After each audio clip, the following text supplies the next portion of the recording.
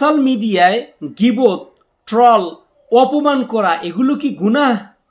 আমি উত্তরে বলবো হ্যাঁ, অবশ্যই এগুলো বড় গুনাহ, হোক সেটা অনলাইনে অথবা অফলাইনে। এ ব্যাপারে মহান আল্লাহ রাব্বুল আলামিন 49 নম্বর সূরা হুজরাতের 12 নম্বর আয়াতে কারিমার ভিতরে ইরশাদ করেন, ওয়ালা ইয়াগতাব বা'দুকুম বা'দা, তোমাদের মধ্য থেকে কেউ যেন কারোর গীবত না করে। আল্লাহ রাব্বুল আলামিনের কঠিন হুঁশিয়ারি বাণী হলো কারোর গীবত করা যাবে না, কারোর পিঠ পিছে তার কোনো অপরাধ অন্যের কাছে প্রকাশ করা যাবে না।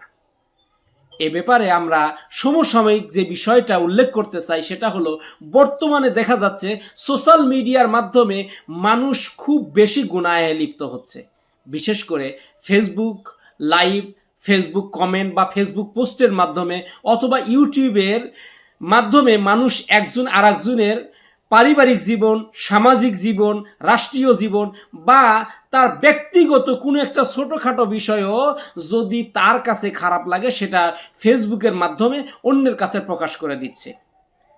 এটা কিন্তু সরাসরি গীবত, এবং এ ব্যাপারে মহান আল্লাহ রাব্বুল আলামিনের কঠিন হুঁশিয়ারি বাণী হলো গীবত করা থেকে দূরে থাকতে হবে। আর যদি কেউ গীবত করে তাহলে মৃত্যু ভাইয়ের গোশত খাওয়ার অপরাধে অপরাধী হবে।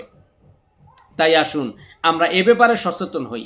এই বিষয়টা আপনাদেরকে এজন্যই উল্লেখ করলাম, শিক্ষণীয় বিষয়টা হলো এক ক্লিকেও কিন্তু গুনাহ লেখা হয়। তাই মুমিনের জিহ্বা এবং মুমিনের কিবোর্ড এগুলো সংযত থাকা উচিত।